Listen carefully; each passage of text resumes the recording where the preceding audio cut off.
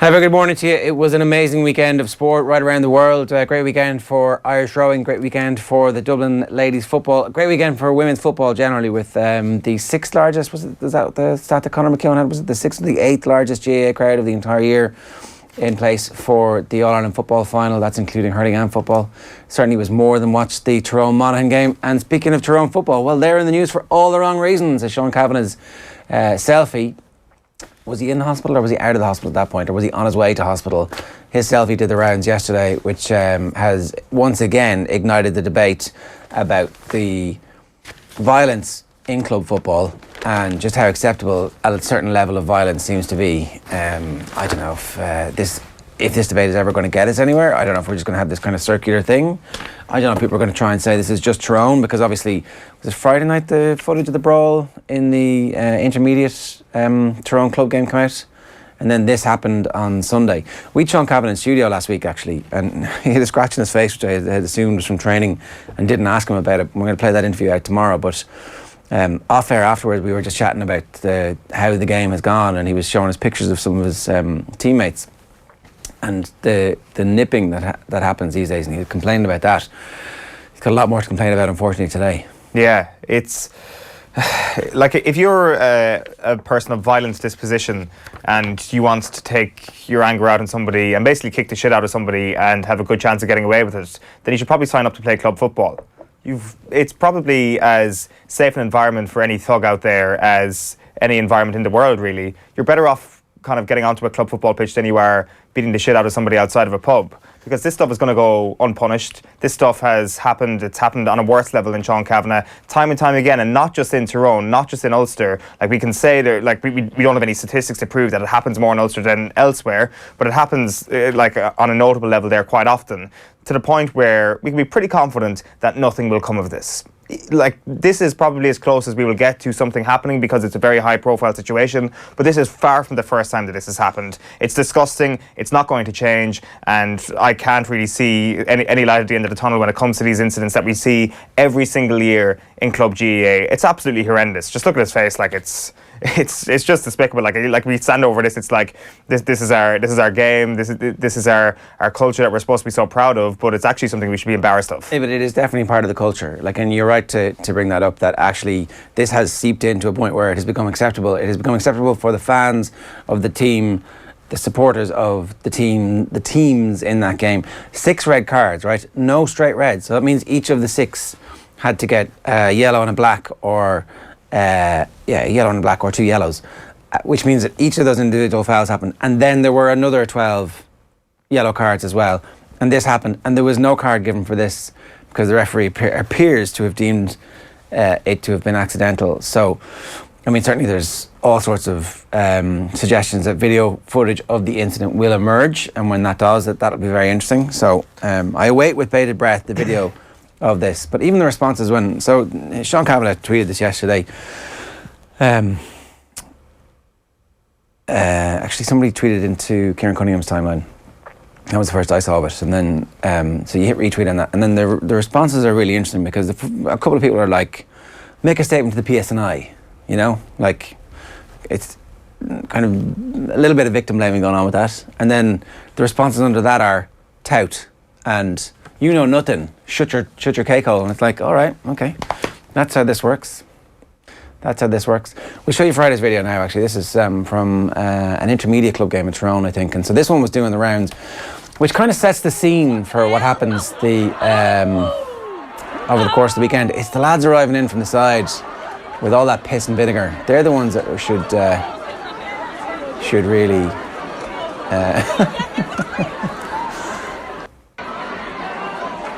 should really be getting the particular bans. But then, like, so everybody go, oh, this is just handbags, right? That's what people are saying. This is what happens in the aftermath of this. And then somebody gets banned, or the clubs get banned.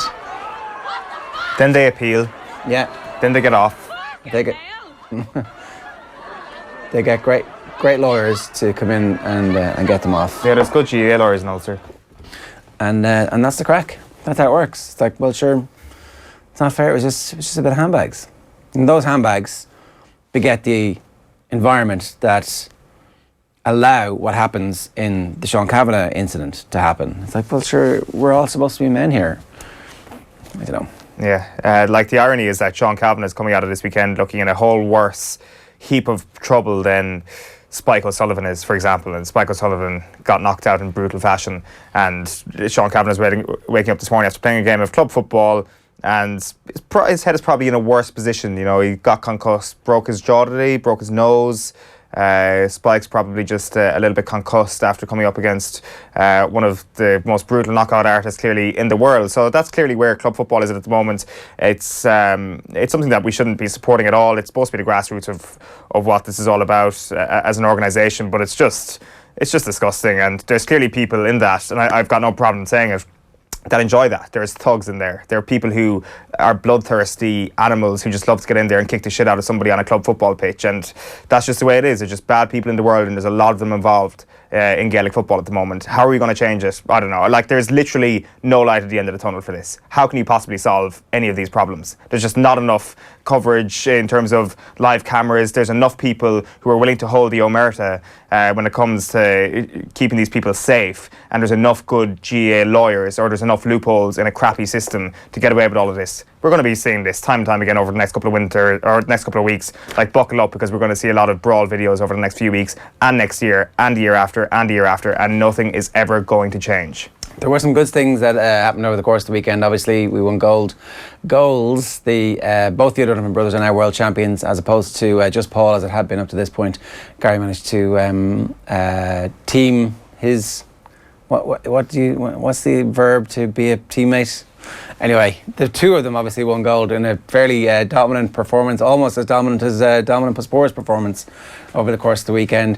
Shane Ross, just when you thought that he couldn't insinuate himself anymore into the good stories, like, you know, carrying the Six Nations trophy off the bus that time, which is like a much underrepresented story arc in the whole entire Shane Ross thing. Well, that's coming up. Andy Lee's going to talk to us a little bit later on. Daniel Harris is going to talk to us about the football. Declan Rice obviously was absolutely sensational. Match of the day too seems to have woken up to the quality of his performance in a dominant win, a 3-1 dominant win for West Ham at Goodison Park. Matt Doherty is also amazing. Was he wearing gloves? He wears gloves because it's cold. And what's the big deal? He was wearing gloves, yeah. Tommy says, yeah, he was wearing gloves. Matt Doherty would be one of the dream players for Pep Guardiola now. Talk about an inverted fullback. Playing amazing stuff. Sensational for Wolves yesterday. Should have scored, though. Stick him on, like... Should have scored. Maybe he could be one of the three. Maybe he's good enough as a player to be one of the three defenders. You could have him and Coleman in the same team, and Declan Rice just playing in front of them. Matt Doherty on the right of a front three. Right winger. Just get him into the opposition half. Just get him onto the pitch somewhere. Left of a three. Put him up front on his own. In goals, just get Matt Doherty into the starting team. He's already got the gloves. Sanita Puspure is going to join us in about 5 minutes' time as well, and we're obviously going to talk about the ladies' football. A dominant win. Wasn't that dominant really for the Dubs yesterday? But that rivalry, it would be good if that rivalry was at a level that it needs to be, to make sure that Dublin don't start to actually dominate the way the men are doing. A little bit sceptical that isn't going to be the case. I think we all needed to appreciate yesterday a little bit more than we did, because this might be the peak of a rivalry. This could become a divergent moment. Well, let's see. Time for the papers. OTB AM. Thanks to Screwfix.ie, championing the trade with a dedicated call centre. Blue Planet is the front of the Irish Examiner sports section this morning. That's the Dublin women's footballers celebrating. Cork heartbreak as ladies continue Dublin's football dominance. They also won the over 35s All-Ireland over the course of the weekend. Over 40s, is it over 40s? Yeah, and I was thinking Stephen Cluxon will be their goalkeeper in 2 years' time. Yeah. They're going to have an amazing over 40s team as well. It's roll on, roll off. I think he'll probably play midfield. He probably will. If he wants to. As he's like, you know, he'll come off the last Sunday in August or the first Sunday in September, winning his 7th All-Ireland, and then he'll stroll on the pitch and in a row, I mean, obviously. So that's the lead there. And Michael Moynihan's writing about sport and the presidency. I mean, we'll get back to that. We can definitely come back to that in the future. Stephen Kelly is writing for the Examiner. A 5-win start and still not top. That's Liverpool for you. Body blow. Spike O'Sullivan, when he hit me, that was all she wrote. Is that right? I don't know. I don't get it. when he, like, it was obviously game over when he got that hit to the head. Is obviously what he's trying to say. But yeah, like the way Spike O'Sullivan has been taken, and kind of there's been such a divergent opinion, certainly in the aftermath on BT/Air Sport on Saturday. Like David Hayes straight in, it was like, this is a world-class fighter against a domestic class fighter, which I thought was probably fair enough if you looked at the evidence of Saturday night. And then other people are kind of like keen to pile in as well. Other people very keen to stick up for him. But everything I saw on Saturday night, including the likes of Max Kellerman for HBO, very straight up with David Lemieux on Saturday, saying, well, this guy was nowhere near anybody else you've ever fought, sort of thing.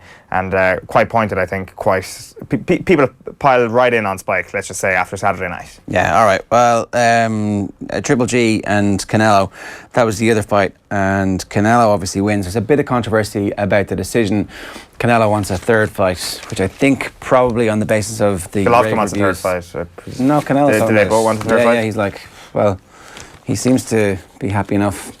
Whatever way it works out, nothing bad really ever happens for Triple G, does it? Or sorry, for Canelo. Well, they both should want a third fight, no? Yeah. Like, what do they do? Like, Triple G or Canelo will fight Lemieux early next year. Triple G will find himself a fight, and then the rematch in 12 months' time again. So it's September. We'll come back to that a little bit later. Andy Lee is going to join us in studio. But now let's go and speak to Sanita Puspure, one of our gold medalists from the weekend, live on the line from Sofia Airport. Sanita, good morning to you. How are you doing? Good morning. I'm good, thank you. So tell us a little bit about your last 24 hours. At what point during the race did you actually feel like, ooh, I'm going to do this?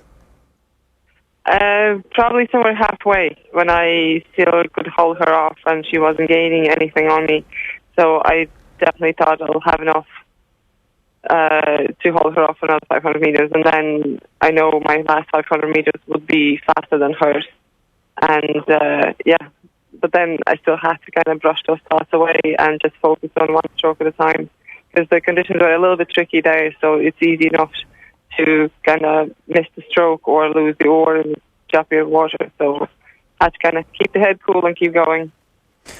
Which you obviously managed pretty well. That's it must be pretty tricky, like, oh, I'm going to win gold here, and actually I'm only going to win it if I manage not to think too much about winning it, and yet I've just thought about it. There's obviously That's exactly what happens. You just kind of think about things you shouldn't be thinking, and then you think that it's like catching 22. And it's kind of funny, actually, when you look back at it. But I still managed to kind of just get myself back into the race focus, not to think about the end result that could probably happen, that I can be the world champion in 3 minutes. So I just went back to counting strokes, and that kind of kept me focused. Because we've done it so many times in training, so you kind of, as soon as you start counting, you're like, you're doing something familiar. So that brought me back into the race. Yeah, anybody who was watching you recently, or anybody who was watching you over the course of last week especially, won't have been surprised whatsoever in the manner with which you dominated there yesterday. Do you feel you're rowing better than you've ever rowed in your life, that you're at the very peak of your form right now? Definitely, yeah. The training program we're doing is quite intense, and obviously I started fueling properly as well, so I can actually manage a training program. Like this season, like last year, I missed out on Europeans because I got ill right before we departed for the venue. As this year, I only had like a few slight head colds and one small injury, so it's been a great season altogether. So I'm really enjoying to feel so fit that I can actually take on the world champion, ex-world champion now. But it's great. It's a great feeling to be so fit and knowing that you can do more. Yeah, did you think you would get to this point? I mean, like, if you look at Olympic performances down through the years, like, we haven't really spoken to you too much about that. Like, I presume there was part of you that felt you could always go that extra mile, that you could get to a level where you're contending to be either in the top 3 in the Olympics or even in the World Championships. And you've achieved that now. Do you think you've justified previous hype about yourself, or perhaps made up for previous performances where you weren't quite at it on the biggest days? I suppose so, yeah. Although you do take something from, let's say, the 4th place last year, it was disappointing, but at the same time, I went in with a lower expectation. So for me, it was gutting not to get the medal because I was so near, but at the same time, it was great because I over-exceeded my expectations. And I mean, you never underestimate how strong those girls are that go out and race. Like, they do so much, like hard work and perfect preparation. Like, you never know actually who can come on top. So for me this year, the gamble of not racing Europeans paid off, because I was bow ball behind Janine in Switzerland in the World Cup 3, and then I could be so far ahead now at the World. So it just shows that we had made the right decision by not going to Europeans. It's Ireland's biggest ever team, I think, ever since to a championships. So, like, obviously, you always want quality rather than quantity, but even just flying over and the sheer volume of Irish people who were expected to compete must have given you a whole pile of confidence going into these championships. Yes, definitely. Like, the women's pair of Afric and Emily, like, they started racing the day before me, and we've been pushing each other on in training. Like, they race a pair and I race a single, so we kind of not far off each other on speed. And so it gave me massive confidence seeing they winning their heat. And they came second in the heat, but like, just seeing them doing so well in the heat, and then they won their semi-final. I was so happy for them. I took so much confidence from that, because I knew, like, if they can do this, I can definitely perform as well. And that kind of, on the day before the race, when you start feeling very nervous, that's something that you can take for as a fact that we are fit because we've done the same training.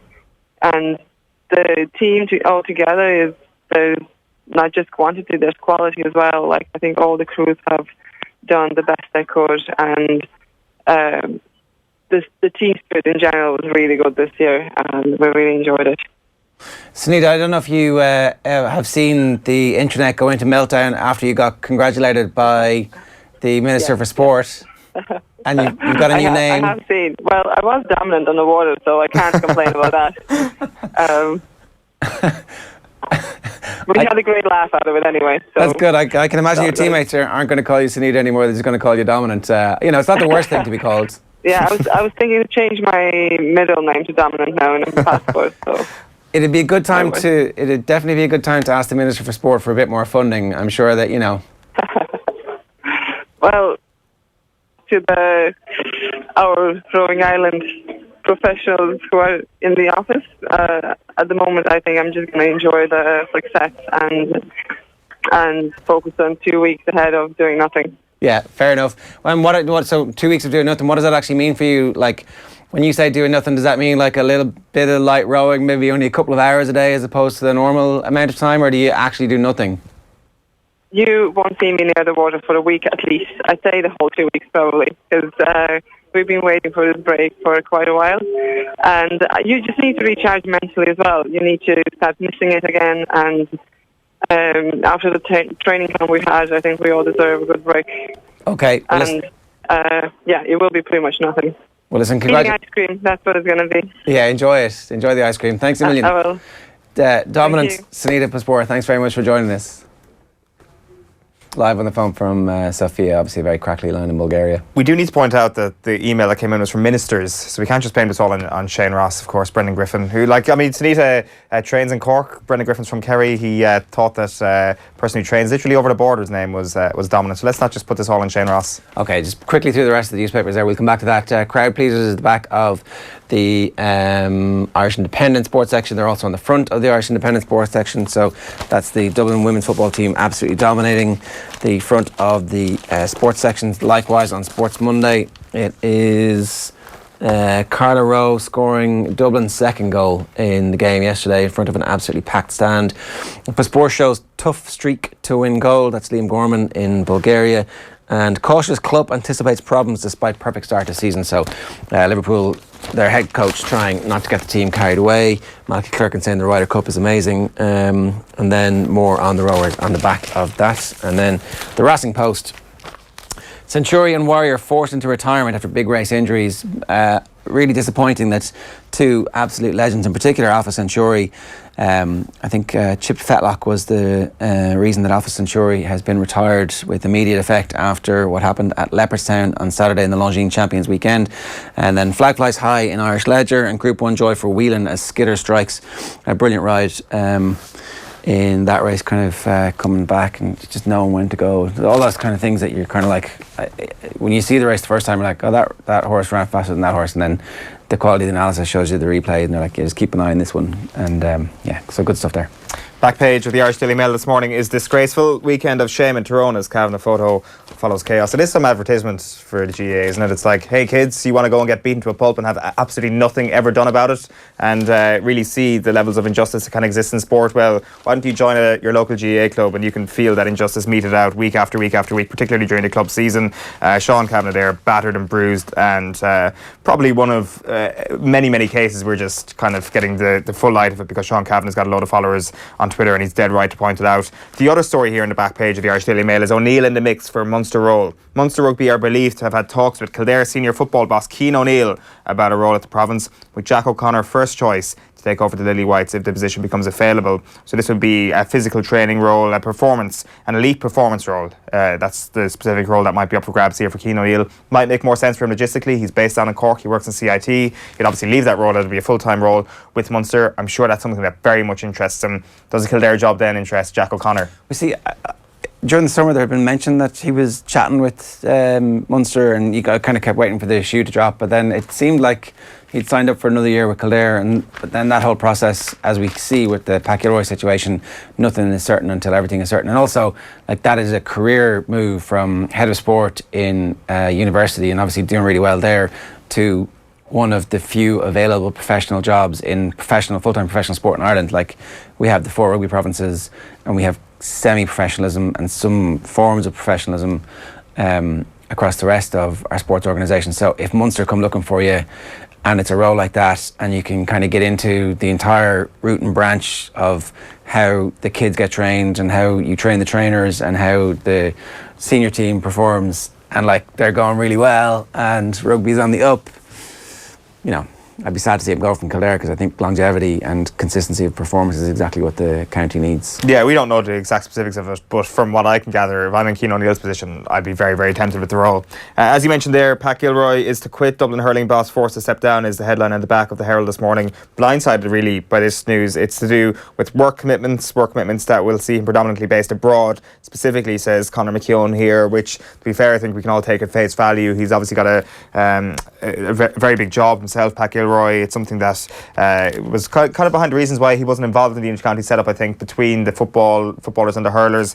But obviously something has changed in the last year or so. So after 1 year, Pat Gilroy to step down. You've also got double delight for the Jackies as Dublin make it a men's and women's double in the All-Ireland Football Championships. Back page of the Mirror this morning is I will be fit. Matt confident he'll be ready for crunch ties. That's James McLean talking about the Nations League double header next month. Back page of the Sun then. Tab of the morning to you. Row your boat. That's Carla Rowe and that's Sanita Puspure getting into 2 big stories from yesterday's sporting agenda. And Ball or Nothing, champions win 3-0 with 28 shots, but furious Pep cancels day off for extra training session.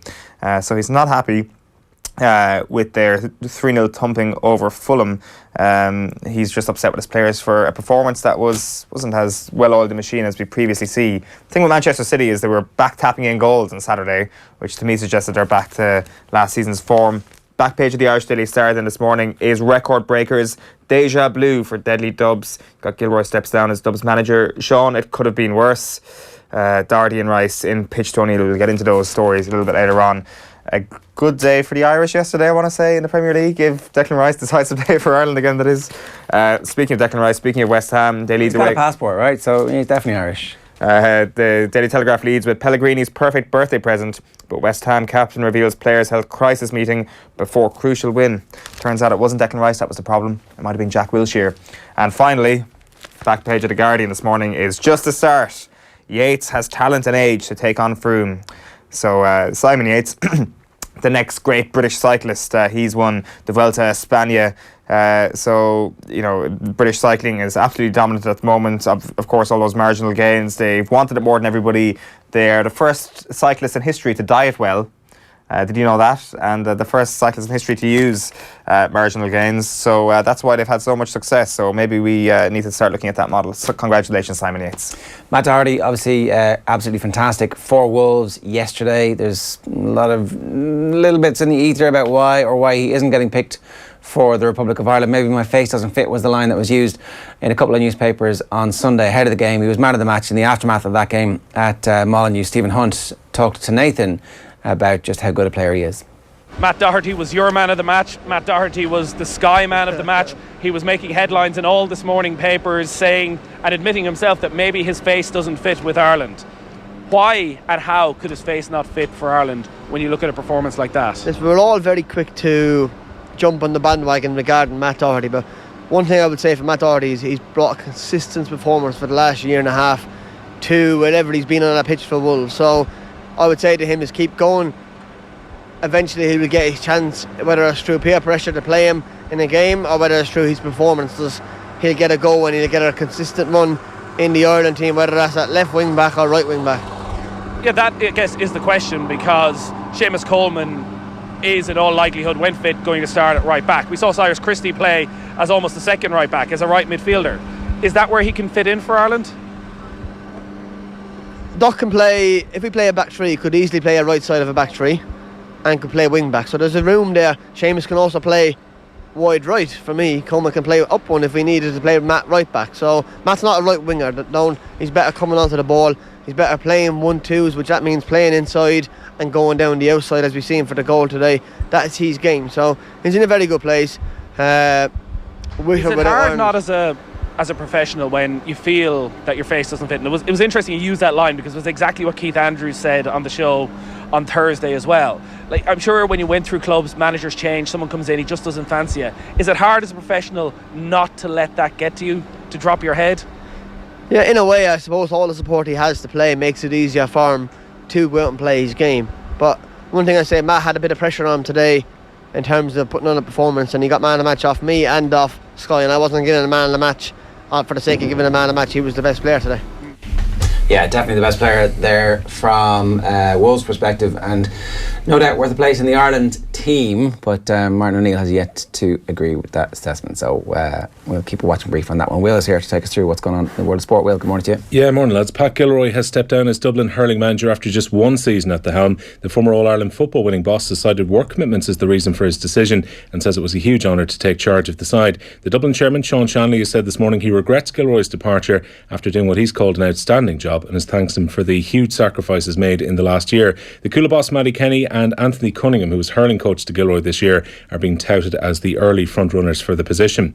Dublin's All-Ireland winning ladies football team are set to parade the Brendan Martin Cup at the St Sylvester's Club in Malahide from about 6:30 this evening. Carla Rowe scored 2 spectacular goals and captain Sinead Hearn would 1-7 as the girls in blue defeated Cork by 3-11 to 1-12 at Croke Park. It secures the third ever title and second in as many years for the Jackies, and it's Cork's first ever defeat in an All-Ireland final. Captain Niamh Wood scored 2 of the goals as last year's beaten finalist Tyrone. They defeated Meath by 6-8 to 1-14 in the intermediate final. 2 goals each from Mairead Kavanagh and Rebecca Deely as Limerick won 5-6 to 8 points against Louth in the junior. 50,000 people watched the 3 finals at Croke Park, which was almost double the crowd from the finals in 2014.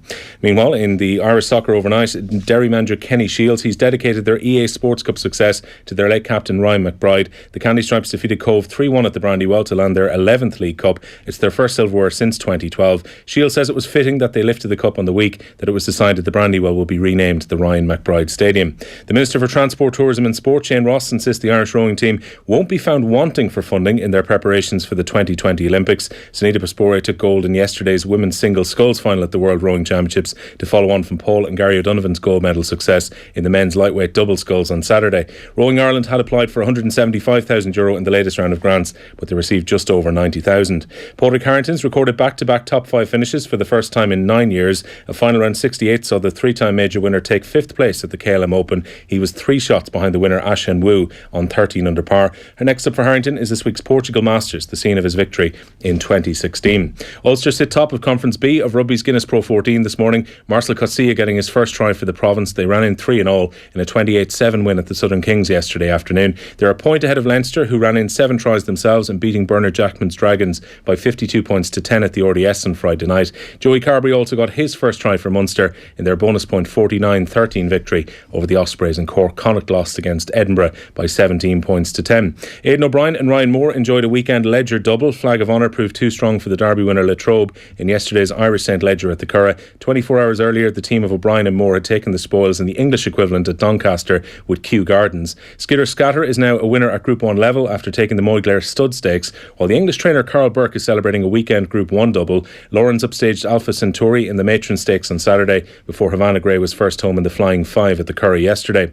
Ronnie O'Sullivan has given his Shanghai Masters snooker trophy to a fan after defeating Barry Hawkins in the final 11-9. The five-time world champion collected a cheque for $250,000 before gifting the trophy to a young supporter in the front row of the crowd. And veteran cornerback Vontae Davis dramatically retired at half-time in the Buffalo Bills' 31-20 defeat to the Los Angeles Chargers last night. The 30-year-old got changed after the second quarter, telling his teammates he was done before walking out, and has since confirmed his retirement from the sport. Good man, Will. Thanks for that. We'll talk to the Buffalo Bills' biggest Irish fan, Owen Sheehan, in just a couple of minutes' time about that massive controversy.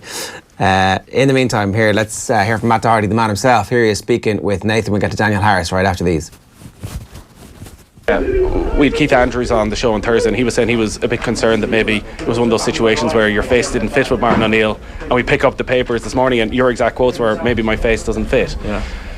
What do you do in that situation? Have you spoken to Martin O'Neill about it, about what you can do to make sure your face does fit? No, not really. Just I guess I got to keep doing what I'm doing at the end of the day. Well, I guess he's the one who picks the team. It's his choice, and he doesn't pick me. It's just his choice at the end of the day. I mean, I can do stuff about it in games and stuff like that, but at the end of the day, it's up to him, and he picks who he wants to pick, so I've got to respect that. He made his comments obviously saying he felt you played it inside a little bit too much. He wanted just to be more direct. Your manager here is obviously very happy with what you're doing and said that on Friday, that listen, I want him to stay doing exactly what he does. Is it in you? Do you have to look at yourself now and think, when I go to Ireland I need to do something different, or you just keep playing your own game? Not necessarily, no. We play a certain way, and it's the way we play suits me. I can't change it. Just if I'm going away, it's not natural for me, so I'm just going to play my own game, and that should be good enough at the end of the day. Were you surprised when you heard those comments from Martin O'Neill? Was that something that you'd been hearing already during the training sessions? No, not particularly. I hadn't heard that, no. So I've never really been told that going forward was a problem. That's normally the better part of my game. Right. So I was a bit surprised that it was going forward, but I thought it'd be more defensively that I might have an issue. But that's his opinion at the end of the day. You got to respect that he's the manager. So what do you do now? Just put the head down for the next month and try and give him no choice? Just head down and keep playing games. I'm living the dream at the moment, playing in the Premier League. I've grown. That's what I grew up as a kid wanting to do that. So I've got to just stay in the moment. Hopefully it continues like this, and we have a great season. Well done. Enjoy it. Thank you very much. Sure, it's grand. We've loads of players playing in the Premier League. We don't need someone who's a man of the match on a Sunday game playing for Ireland, getting in the team. We don't need it. We definitely don't need the Matt Dohertys of this world coming through, forcing their way into the team, being given an opportunity to see what we don't need that. I mean, who needs competition? Who needs players who are kind of in form? Who needs it? Imagine if Ronald Koeman capped Matt Doherty for the Netherlands next month and we lost Matt Doherty. Can he? Yes, his mother is Dutch. All right. He can play for the Netherlands. He has never been capped competitively for Ireland, despite the fact that we were 4-1 down against Wales and he could have been played. He should have started that game. Cyrus Christie was played at right midfield. Like, it would actually, okay, it's not going to happen, but just imagine if it did. Imagine the chaos and the burning stakes that would exist around Irish football and the revolts that we would have. There would be a national day of mourning if we were to lose Matt Doherty to the Netherlands. He's doing really well. He's not even Portuguese and he's starting for Wolves, which is an achievement in itself. It is. I mean, it's legitimate that we should be proud of somebody who's come through the route that he's come through to reach the level that he's at the moment. Like, that's really the future of Irish football. We're going to have a bunch of players who don't seem to be able to make it, who make it a little bit late, and then who actually make it all the way to the Premier League and get in a team, and suddenly you're like, oh, actually, hang on a second, we could do with it. A bunch of 25-year-olds who are men who are playing for their teams, who've kind of been struggling their way through. Anyway, let's move on. Daniel Harris, good morning to you. How you doing? I'm all right, thanks. Good morning, lads. There's a raft of things that we can talk about after the weekend. I want to start with the Man United performance away at Watford. This is one of those games that I just didn't know what was going to happen in the build-up to it. Watford obviously have had an unbelievable start to the season, and Manchester United haven't, or maybe it's been absolutely believable. But I think these wins are unbelievably valuable from a Manchester United perspective, to continue my disbelief theme, and that these are the types of wins that, if Jose Mourinho is going to have at least a medium-term future at Manchester United, they have to be able to grind out. Yeah, I mean, one thing that we've seen over the last few weeks is that the players haven't tossed it off and they haven't tossed him off. Brighton looked very much like a trying to get the manager fired performance. It couldn't have been any worse than it was. But since then, they've actually played pretty well and put it in. Against Tottenham, they started well, and after they went behind and then conceded another one quickly, they collapsed. But that was more like a confidence issue rather than an effort issue. And since then, they've put it in. So I think what we've seen in these last few games is Mourinho going back to first principles. And it's not always great to watch, but it's understandable that he did that, because after the Brighton and Spurs games, they were completely on their arse. So what he did against Burnley was he picked a team to make sure they didn't lose in a stupid way. So that if they were going to lose to Burnley, Burnley were actually going to have to do something to beat them, because United were going to play four at the back, obviously, and then Matic and Fellaini. So what he was doing was he was making sure that they didn't concede stupid goals and relying on the fact that United still have some class players who would do enough to win the game. And that was, again, pretty much what he did at Watford. I don't think there's a title-challenging future in this kind of lineup. But on the other hand, United still should have too much for most teams. So I actually expected them to beat Watford, and if they'd have played well for more than about 20 minutes, they would have beaten Watford quite comfortably. They're not there yet, and they're not that close to there, but they're a lot better than they were a few weeks ago. And I think you've got to give credit to Jose Mourinho for that, and you've got to give credit to some of the players for that, who could have taken the easy option, quickly got the manager fired, and then got someone different, but they didn't. One of the players who can take a lot of credit, especially from Saturday night's perspective, is Marouane Fellaini. Is this one of these Marouane Fellaini false dawns, or is this something that we can really look towards as something that has a template here for him to succeed? Because it seems he was given fairly rigid instructions, whether it was playing at the base of a midfield or dropping into a back three whenever he needed to, that he's actually able to follow that for the next few weeks? The problem with Fellaini, really, in some ways, is that he symbolises everything that's wrong with United since Fergie left. He was the first player and the only player signed that summer by David Moyes, and he represented a decision that actually we're not really going to try and play proper football here. But if you look at what Fellaini's actually done for United, he's scored quite a lot of important goals, and his performance level in big games probably exceeds that of every single other player he's played for United with, which is in some ways an indictment of those players, an indictment of the team, but also speaks volumes about him. As a United supporter, I would have been quite happy to see him leave in the summer.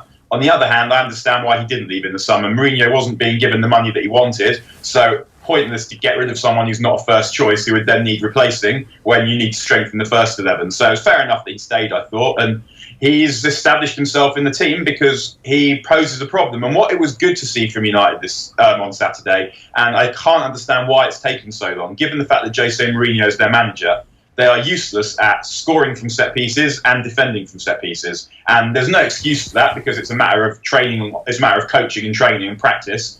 And also, they're a team of giants. And what you saw at the weekend was goals from set pieces, but not just goals from set pieces because they were tall, but things that they had very clearly practiced. The way Mourinho celebrated the second goal in particular, you could tell that was something they'd worked on during the week and have been working on. And Fellaini is obviously crucial to that. And he's also crucial, I suppose, to letting some others play.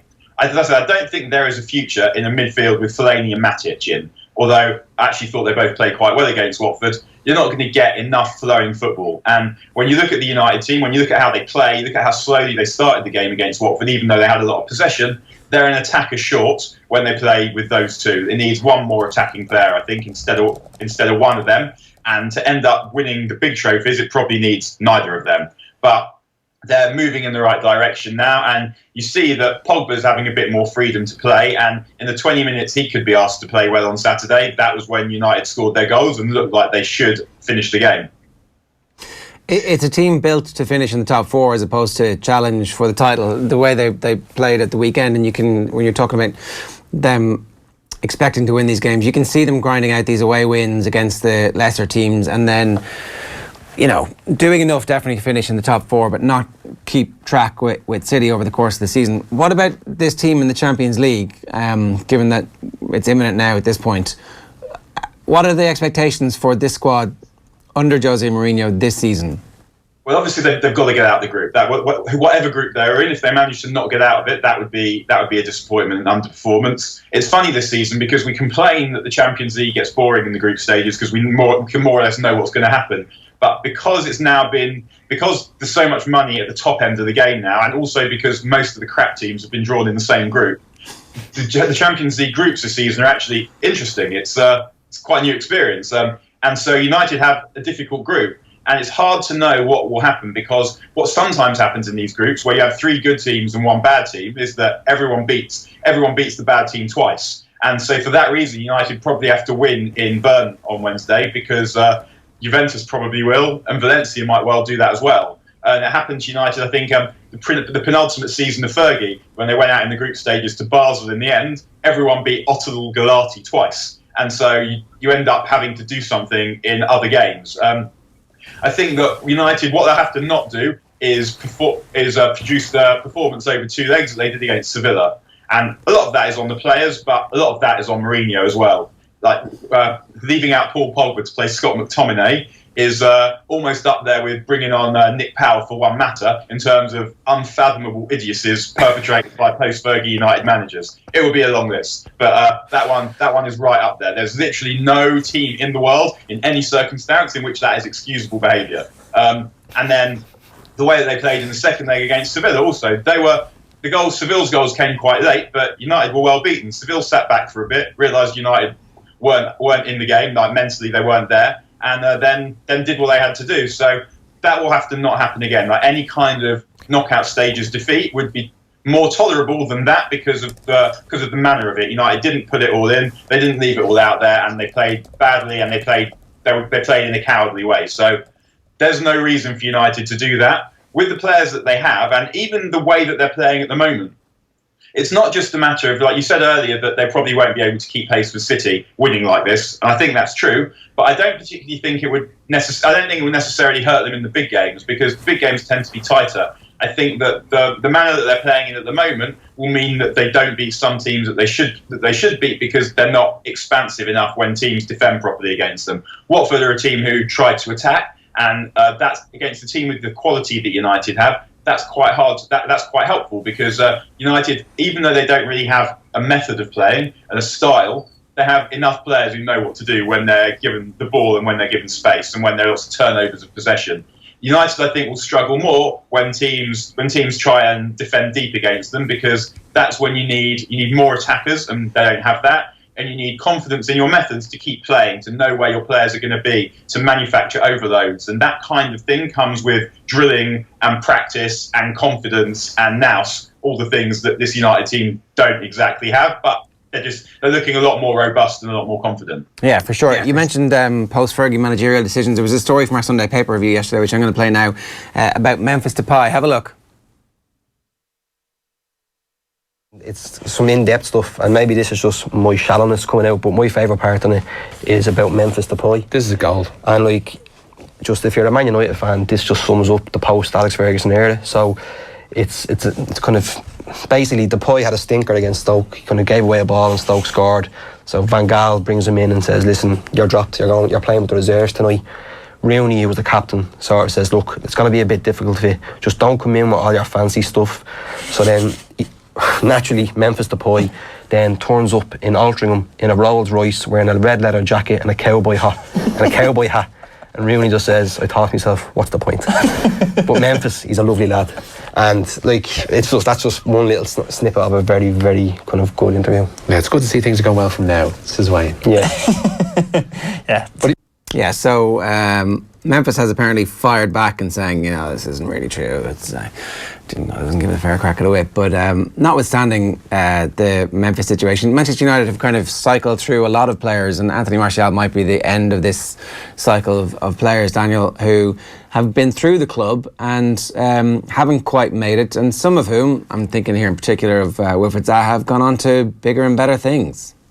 Zaha is the one that is ridiculous. It sticks in my craw, I suppose, because you had that situation where Alex Ferguson, one of the greatest managers of all time, if not the greatest, is saying, "I rate this guy," and then David Moyes turns up and says, "Well, actually, I know better." And it's possible that Zaha wasn't ready and he didn't like Manchester, and all these stories that you hear, all the tattle that you hear, without any substantiation, but. He never got a proper go at United. And then after Moyes left, Van Gaal played him up front in some pre-season games at the beginning of the season. And he did really well, and then United sold him. So the problem with that is I feel like I'm about to get a moment like that guy on BBC where his children walked in. Well, that'll be all right. Nice. Can you guys still hear me? Yeah, we can, yeah. That's the stuff that goes viral, Daniel. That's just going to add an extra zero onto your Twitter followers. In a minute. Hello. Did you leave me? Did you find me? Did you have that moment? No, we missed it. We missed it. We cut away. We're okay. We're all good. Okay. So what I was saying was Zaha. You hear tattle about Zaha. Might not have been. Someone's pulled the plug. Just about to get to the good stuff and all. Just about to get to the good Zaha stuff. I really want to, because I think Arsenal should sign Wilfried Zaha. Just to annoy? No, as in he's turned into an absolutely top-level Premier League attacker, and I think this idea of Manchester United leaving him go and that being a huge mistake, I'm not sure I agree with that, because when they let him go, it did take a number of years for him to reach this level, and it's only this season. And really, there was he got injured at the start of last season, so it might have been last year when he started to explode. But really, it's only this year, this calendar year, when Wilfried Zaha has become a top-level Premier League talent. He is good enough to play for a top 6 team now. There is no question about that. Maybe he reaches a halfway house, which is in this day and age Everton, and he plays for them for a little while and then moves on. But he is 25 years old right now, and I think Arsenal could do a lot worse than signing Wilfried Zaha. I'm not sure if we re-established Daniel or not to actually put that to him.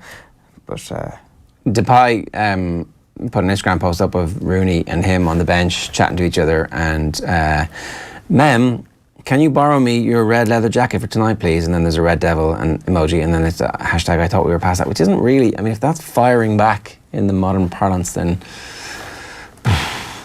somebody needs to get him a better gun. Or maybe not sell it as firing back. It's like Memphis Depay makes comments on situation. Gnomic comments that are difficult to interpret. Memphis Depay fires back with water gun. Just a kind of a weird sort of firing back sort of situation. We were going to chat Eden Hazard with Daniel as well, who Maurizio Sarri says is now the best in Europe, which I think is a pretty hot take as far as I'm concerned, Daniel. Eden Hazard, best in Europe. Do you agree with Sarri's take?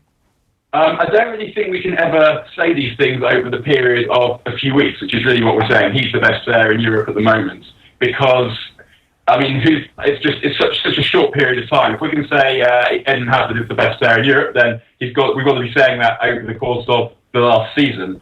So who is the best player in Europe this week? It's a ludicrous question, but as a manager, obviously, it's a good thing to say about your players, because it gives them confidence, things they rate you, and then you can go on and do more. But I wouldn't say that Eden Hazard is the best player in Europe at the moment. I'd say that Lionel Messi is the best player in Europe at the moment, because he is. Over the course of the season, if Eden Hazard has a better season than Lionel Messi, then we can start talking. But until that point, not for me. Daniel, we'll let you go. Thanks a million for joining us this morning. See you again. Daniel Harris there talking to us. I don't know if you're old enough to remember this, you probably aren't, but back in the day, you used to have like a pair of rabbit ears that you'd plug into the TV, and then somebody would kind of fix the rabbit ears, and the screen would go from very fuzzy to, oh, it's a good screen, you can stand there for the whole day. Don't worry, I know what a cathode tube ray is, or whatever you call it. Cathode ray tube. Cathode ray tube. Anyway, occasionally somebody would fix the TV, and then in the room over, somebody would turn the hairdryer on, the TV would go all blurry again. Somebody obviously turned the hairdryer on in Daniel's house, and the internet connection went bzzz. No, there's too much power coming from your house. That's exactly what happened. That's exactly what happens to Wi-Fi connections these days. Just like a final point on that Hazard thing, this is one of these weird years where just Chelsea pop up and decide, we're good again. Screw your Premier League prediction. It's ours. Year on, year off. Just forget, it's like the Antonio Conte year, like the second Jose Mourinho coming. It's just like, nah, screw the norms, we're just going to win it. We just decide we're going to win it, and this is one of those years. It's Chelsea are going to win the Premier League. Their squad is pretty good, isn't it? It looks like we might have a title race. I mean, it could be a 3-horse race. It's not over in September, which is, if it's still not over by November, that'll be like one of the best seasons in recent years. Was the Liverpool-Manchester City game in September last year? The one where Ederson gets kicked in the face? That was the day the Premier League title race died last year. So I'm not sure. I think that might have been October, But anyway, we could have a 3-horse race. Like, Kovacic could go down as the signing of the summer. Like, it kind of happened, and you're like, everybody was kind of worried about the Premier League transfer window closing too early, and we didn't actually analyse what had actually happened in that transfer window. And unbeknownst to everybody, it seemed that Chelsea had done some of the best business in Europe. A, getting an absolutely top-class manager with top European pedigree. B, getting Jorginho for their midfield, which would just complement N'Golo Kanté, which has happened. And C, getting Mateo Kovacic from Real Madrid, which was absolutely unbelievable. And then people started to say, well, Chelsea don't have a chance. They're going to go to a back four. Marcos Alonso isn't going to play good football anymore because he's going to be back to a back four. Marcos Alonso is as good as he's ever been, because Maurizio Sarri did that thing that every manager should do, where he took the really good parts of Antonio Conte and just kept them in place, and then brought in his own system around the likes of Marcos Alonso and N'Golo Kanté, and has created a beast now which can actually go on with the Premier League. It's the most Chelsea thing ever. Yeah, totally. Let's move on to the Dublin Ladies footballers. They won again. It's their second All-Ireland title in 2 seasons. They've done the back-to-back. Here's their manager, Mick Bowen, more Trasany Kelly. I'm joined by the victorious Dublin Bannister, Mick Bowen. You've made history. They have, yeah, absolutely. We're very proud of them. Obviously, to the victor goes the spoils, and this group of girls have kept coming back for more. I mean, obviously last year was tremendous to just break, I suppose, the duck, but to come back against the old foe and to be successful, it's just it's a fantastic achievement for them. And I suppose it's a testament to Cork, with a lot of new players and a lot of new faces, that they made the battle as tough as it was. It's a testament to yourselves too, though, that in the closing few minutes of the game, and we've seen other teams when they're winning, they sit back, they defend. No, your team kept going and they kept scoring some phenomenal points. Yeah, we're very proud of the way we play. We've always said that from the start. We're not just about winning a trophy or a medal. We have to stand for something. We're very proud of this city, and we'd like to represent it well, and the way we play the game is equally as important as getting a prize. As well as that, when we were watching it as well, the goals were amazing. I mean, you had like runners, we were watching them, you attacked in packs. That must have been something. Obviously you didn't come up with that today or yesterday. This is a plan that's been a long time coming. Was this something as well that perhaps you guys knew you'd have to face down the Cork hoodoo at some point? Yeah, and I suppose the terminology people have used around us, like we were told last week, we avoided Cork. We played everybody that was put up in front of us, and this group wanted this challenge, and that's only a reflection of how much respect they have for Cork. They wanted to play the top teams, and they wanted to beat the top teams. Yeah, no, but it's true. Like, beating Mayo last year was great because it kind of get in the first one. But that Cork team, obviously a load of the absolutely dominant Cork team have retired, but still, it's proper rivalry that we can, I hope, build on over the coming years. Here's Carla Rowe speaking with Jerome Quinn for the LGFA after the game. Carla, what about your personal support here? Yeah, it's amazing. I didn't even see the signs, but if you look over there, just the village is behind us, and I'd say there's no one left in the Nall today. What about the crowd? Over 50,000, incredible. Were you aware of that during the game? Oh, absolutely. We were talking about it during the week, and we were wondering, would we get up above the 46? And it's just a testament to the LGFA and the work they put in. The media this week was phenomenal, and it just shows, and it's brought it today, and it makes it that much more special for us. Well, what have you done for the future for Dublin Ladies football? It's incredible. You can see it here. Well, we just hope that it brings more girls to the game, and more people, men, women, watching them and even getting behind and supporting it. And that's all we can do, is leave something behind us for someone else. Well, you could also score a couple of goals in an All-Ireland final, which I'm not sure anybody put money on that. You can try. It was just, I made a hard run, I got on the end of it, and it's good for the team just to be able to do that for each other and one another. Yeah, so somebody who was very happy at the end of that was you. Well, yeah, we obviously did our preview last Wednesday, and after coming out of it, I was like, yeah, basically, if Cork win on Sunday, there is every reason to play back that clip time and time again, because, to be honest with you, Dublin had done one in a row, obviously, before yesterday, and we were talking about a potential Dublin dynasty. Now, it's obviously, we're in a much more appropriate place to talk about it now, because they look like a team poised to go on to true greatness, just like the Cork team 10, 15 years ago started to do, winning 10 All-Irelands in 11 years. It was the first time Cork have ever lost an All-Ireland, and Mick Bohan talks there about some of the language used around this Dublin team, not giving them enough credit until they'd beaten this Cork team. And to be honest with you, I think that was completely fair enough that people didn't give them enough credit until they'd beaten this Cork team, because this was a Cork team that had caused so much heartache for a lot of members of that Dublin team, particularly going back to down through the years, beating them on 4 occasions in the last decade in All-Ireland finals, always by 1 or 2 points, always close encounters. And Dublin, with a couple of goals yesterday, they managed to open up a bit of breathing space on them and really kind of rubber stamp themselves as the great team in modern women's Gaelic football. So it was really important that Cork were the opposition yesterday. The question now is, how better were they yesterday than they were against Mayo last year? And I think there's signs of a juggernaut building here, like just some of the movements, just the athleticism yesterday. It's at a level that we haven't seen before. Cora Staunton writing in the paper this morning as well, agreeing with that theory as well. Just the movements, the bloodthirsty desire for goals really yesterday from that Dublin team, which is essentially what won them the game, and far more kind of high octane than Cork. So the Pack are going to have to chase hard to stop Dublin winning next year again, it seems. Yeah. Congratulations to them. We'll talk to some of them over the course of the week as the celebrations. There's a civic reception for them tomorrow night in the Mansion House from the city, and then you can expect them to be celebrating wildly over the next while, and we'll obviously get some of them in the studio over the coming days and weeks. Now, let's move on. We're going to talk rugby with Alan Quinlan next. He's going to join us in a second. Here's Brian O'Driscoll back in studios with us last Friday, and you can catch him, of course, on youtube.com/off the ball for the full interview there. Here he is talking about concussion in rugby off the back of Dominic Ryan's retirement. Well, listen, you never like seeing a player that, particularly that you've played with, having to retire, and reading a pretty harrowing article about it. And I suppose, first of all, it's a relief that he's not suffering from the symptoms anymore, and that he has the rest of his life, and he's been smart enough to not try and play on through, pain or ignore issues that clearly are far bigger than any game that you can play.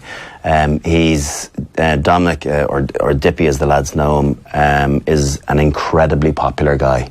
He was a guy on your Christmas party that you wanted to find yourself in his group, or in the dressing room sitting next to him. You were going to have a good laugh. He is a brilliant addition to any side, and I knew that he'd be a great addition to Leicester as a player, but also as a personality.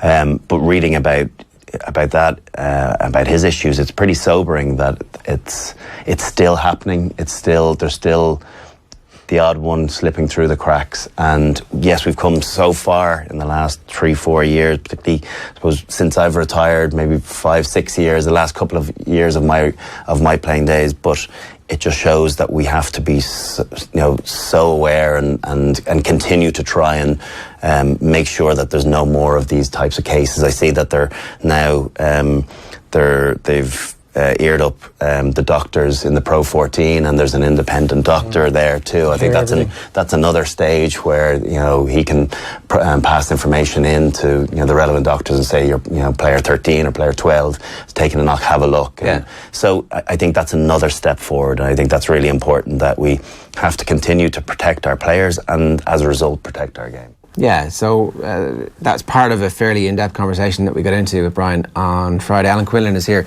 I was making the point in the middle of all that rugby is at least very conscious of this, and they need to be, because the lawyers are going to take over in a couple of years' time. And you're like, okay, well, they're definitely getting better. They've improved the tackle area. They've been talking about it a lot. And then, actually, just before we get your opinion on this, I want to play everybody else this. It's Jordan Murphy. So Leicester had a man sent off at the weekend in controversial circumstances. Here's Jordan Murphy's take.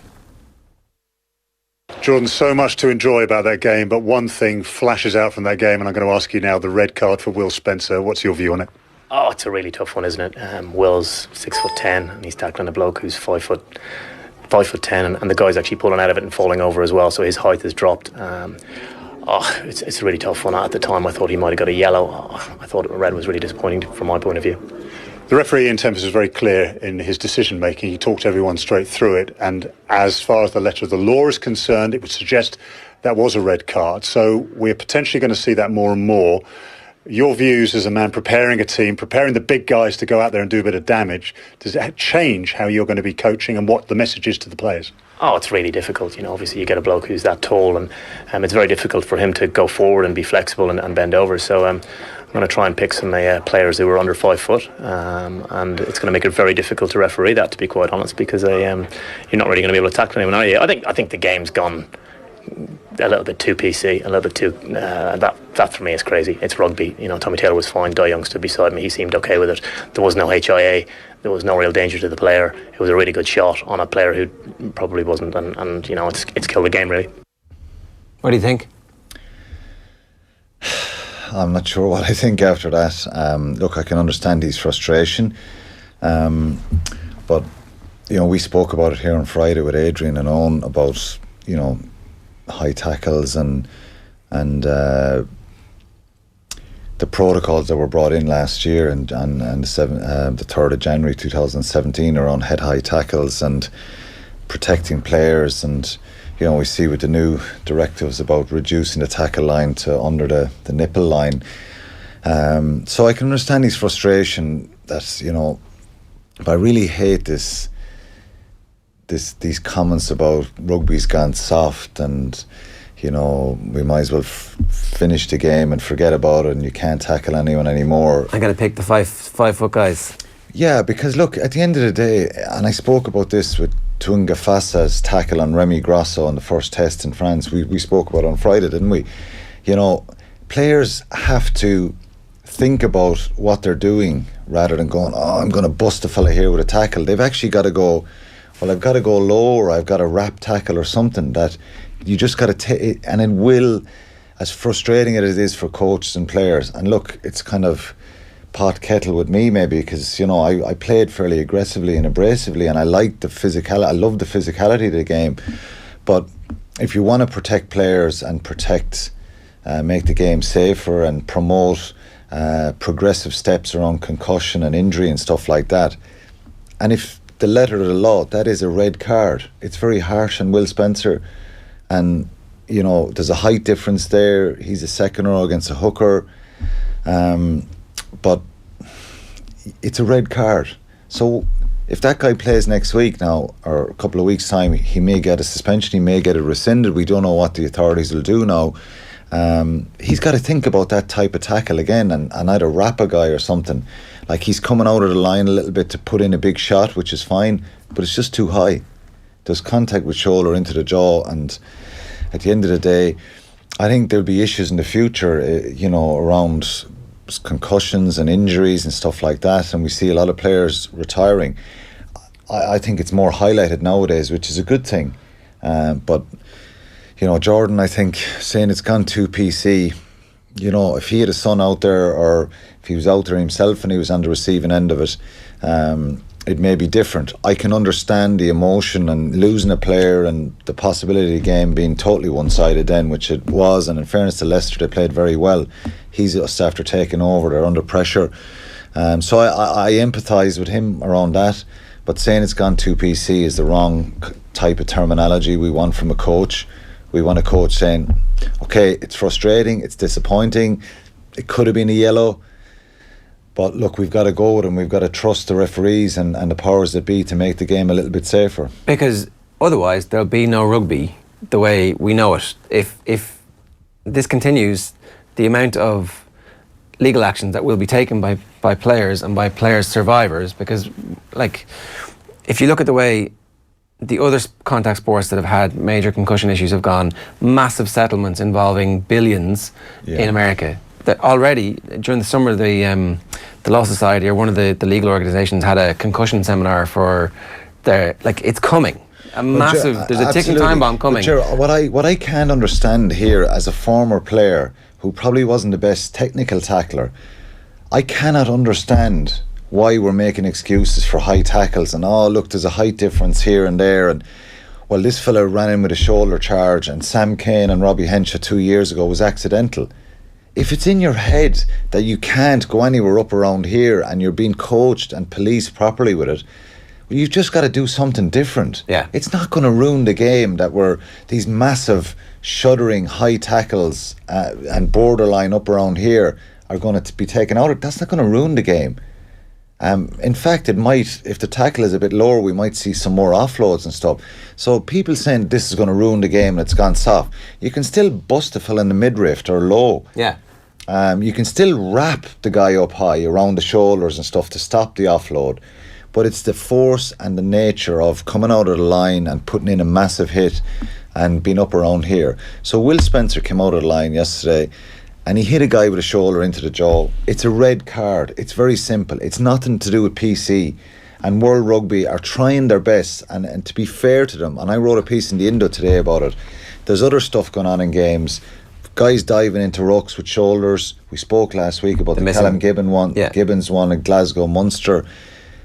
If they're policed properly, I always think of Joe Schmidt when I'm talking about this, because if a directive of a law or law is brought in and a protocol, and it's really emphasised that this is the way the referees are going to police this now, and that information is passed on to teams, coaches in all competitions. Joe Schmidt is the perfect example of bringing these players together and saying, we're going to get penalised if we do this. If you don't listen to, what I'm saying, and you get penalised, well, you're risking being off the team. You're going to hurt the team. So we've got to get coaches now to coach them. What Jordan Murphy did was tell all his players that it's wrong. That's a wrong call, and off you go and do it again, and I'm going to back you in the which is wrong. And it's football. That's how football works. I didn't see it, or my players we never know did about anything wrong. Interpretations and soccer and a tackle, and was it late? Was it a red? Was it a yellow? There's always a little bit of manoeuvre here, unless it's really clear cut. Look, to be fair, I don't think there was massive intent from the player, but he's got to go lower the next time. He's got to say, well, I'm risking, if I'm coming out of the line like that, just because I'm 6'7". There's no free pass. There's not here. You've got to go lower, or else wrap him, let him come into his chest. He can wrap the player up. He doesn't have to come out of the line, and it'll stop some of those collisions, and it has to be policed properly. And that directive, or the protocol changes, it was always illegal to tackle high. Yeah. But there was a massive emphasis put on the punishments and the severity of punishments. In January 3rd, 2017, first 6 weeks of it, 8 weeks, maybe 3 months, it was policed very hard. And we saw a lot of soft yellow cards. Guys kind of grappling from the side and an arm would slip up, yellow card, you go, Jesus, that's harsh. But I thought we'd have to suffer a bit of pain to get to the point where teams are coaching players, and players just know then, if I go high, I'm risking it. And you go back to the Grosso one that I spoke about on Friday with Owen and Adrian. Tuanga Fasa comes in with a lot of force. Now he's trying to put in a big hit, but he hits shoulder straight on into Remy Grosso's face. If that incident happens again, he now has to, if he got punished, he now goes to think, I can't join this as an assist tackler. I've got to wrap or just, soak up the player. I can't be coming in with that massive force because I got punished for it before. But they didn't punish him for that. Grosso broke his jaw. Sam Kane hit him with a forearm across the face. All that was given was a penalty. Yeah. So my piece today, and look, I'm not an expert on this, but I haven't been out there. If you're given a message that you can't do this, and you're going to risk getting yellow or possibly red, or and it's policed properly, well, you're going to have to change, and that's not going to ruin the game. So this rubbish that the game has gone PC and it's gone too soft, you can still put a lot of force into a lower type tackle, or else just wrap. If you can't get down that low, wrap a guy up. There's no one going to give a yellow card, red card against you for wrapping a guy in a tackle and trying to stop the ball. So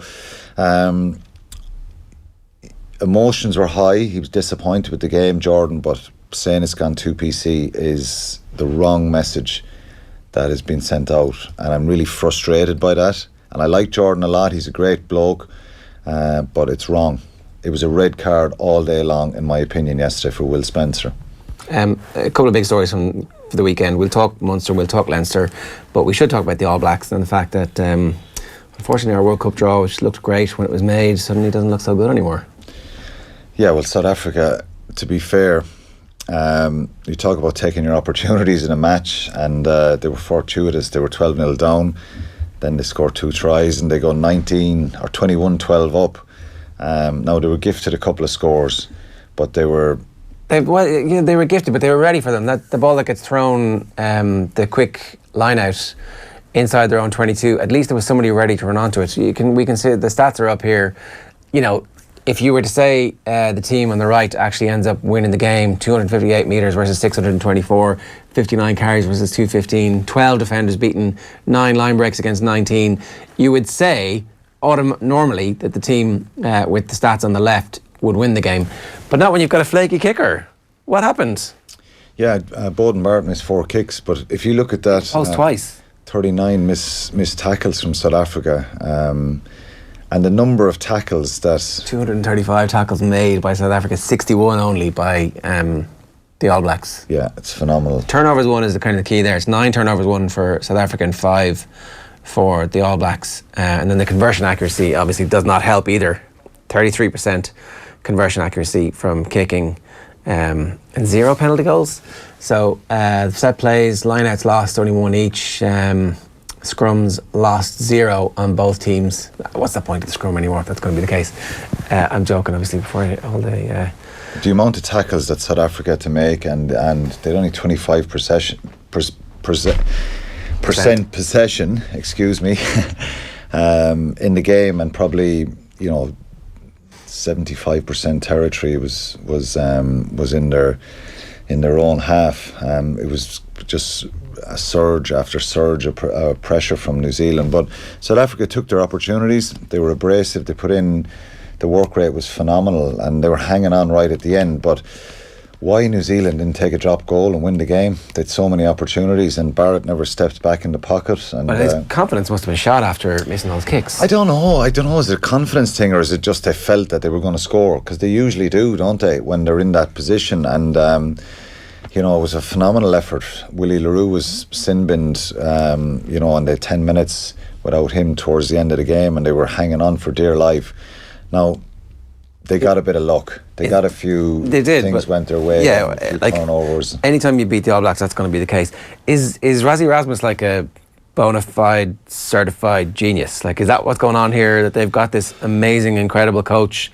When you think about the rabble that South Africa were under their previous coach, to now go to New Zealand and win a game against a team that New Zealand have declared their best ever team, like their own media are handing them the World Cup already. And we walloped them last November in Dublin. We walloped South Africa. It was embarrassing for them, and since Rassie Erasmus has taken over, I think obviously winning the series against England, they should have won last week against Australia. And to get that result, I thought it was amazing. During the week he was saying he's under pressure and he might get the sack if they lose in New Zealand. He's in there in a 6-year contract. Yeah, I think the great thing that he did with that Munster group for the period he's with Munster is get them to believe in themselves and get that feel-good factor and get guys kind of working incredibly hard for each other.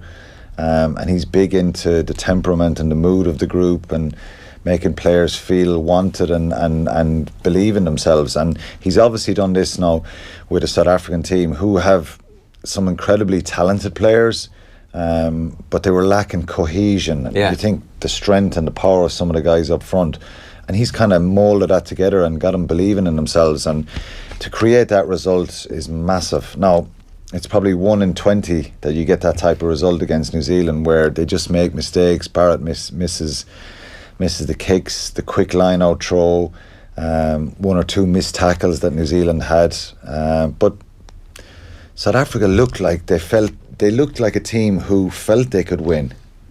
Some of the tries they scored were phenomenal. Yeah. They were brilliant. Have they gone down a different route in terms of style? Because it seems that the bludgeon has gone to a certain extent. Like, it does seem, you say it's a 1 in 20 results, and that this was a very un-Springbok performance in the way they managed to go about getting victory, that this is all the hallmarks of a complete fluke.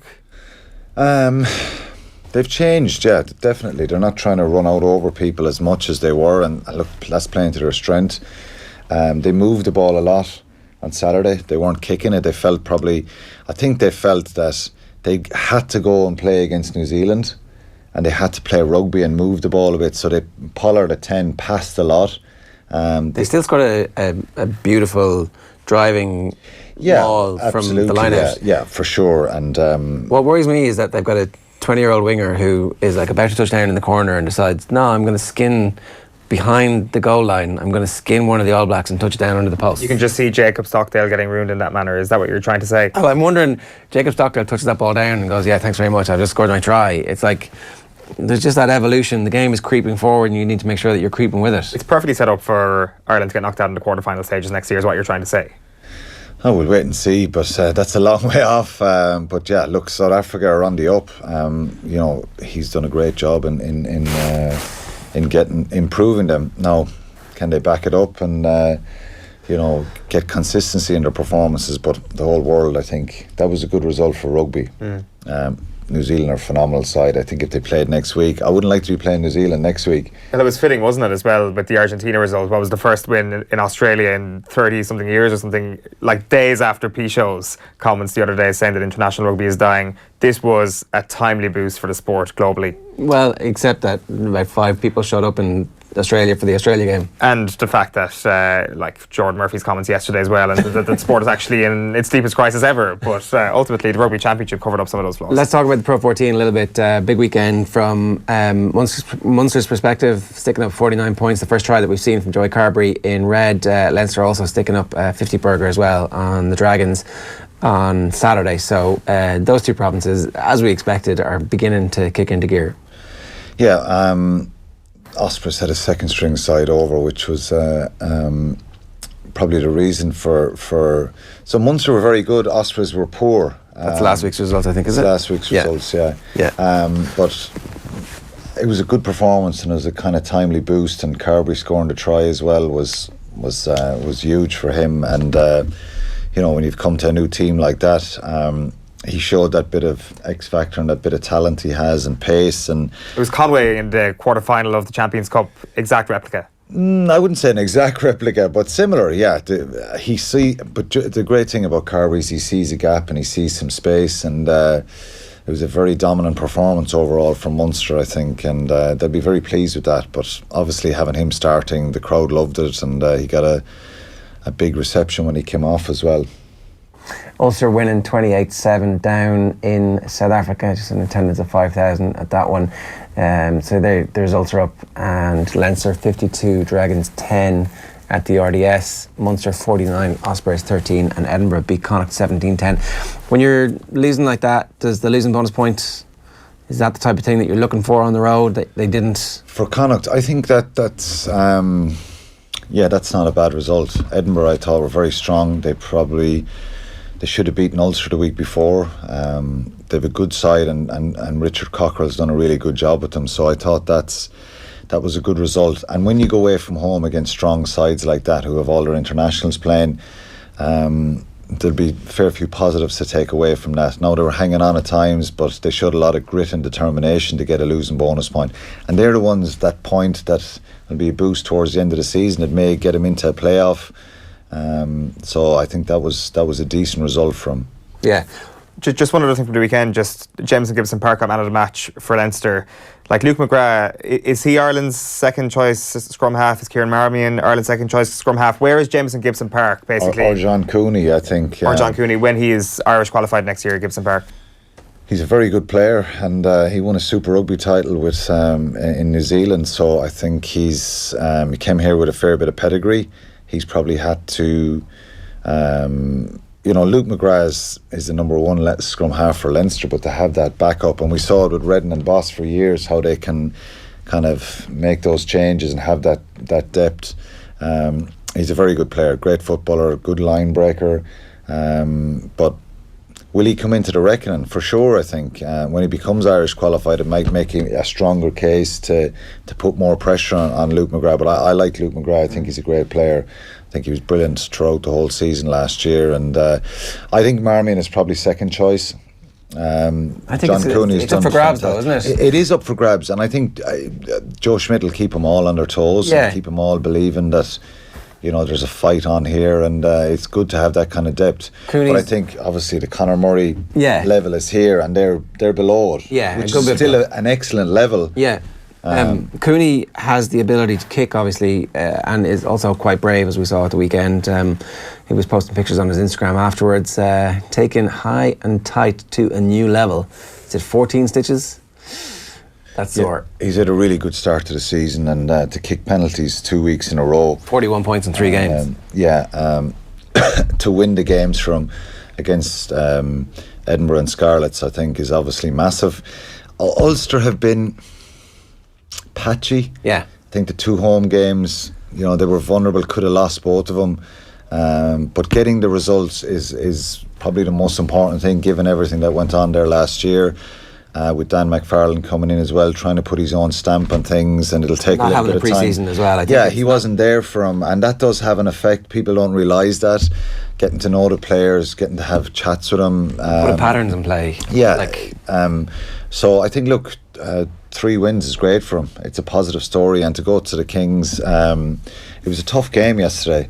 They'll be disappointed probably they didn't get the bonus point. It took them a while to get the 3 points, and it was in the balance for most of the game, but they'll be pleased, and they play the Cheetahs now next week there. Alan, good stuff. Thanks very much. Cheers, sir. We'll have more rugby during the week, of course, with Alan. Earlier on today, we showed you the photo of Sean Kavanagh from last night after a club match. He left the game in an ambulance, was ultimately discharged later on with a broken nose and a suspected broken jaw and a concussion. We'll have a feature interview with Sean tomorrow morning on OTB AM, which we actually recorded last week. He was on his way up to training that night in advance of the club match. He is the player manager of Moy, but the conversation did obviously talk a little bit about the dark side of Gaelic football. Have a look. Hope we can fix it. I think the GAA can improve. Everyone, we're obsessed at the moment with rules, but I always felt like even playing international rules, there was a second referee, there was a video ref, and any of that sort of nonsense. There was always somebody to watch the stuff off the ball, because as a player, and even playing club football, if there's not neutral umpires or linesmen, you're able to get away with a bit more. And everyone sometimes in Ireland, I feel, puts it down to maybe a cultural thing. And that's just what we do. The supporters run onto the field and hit the players. Some cracks, just GAA. At some point we probably have to look at and say, is that a sport in which we want to promote? Is that a sport that we want or that we need to compete with the entertainment of soccer? Have seen the incident.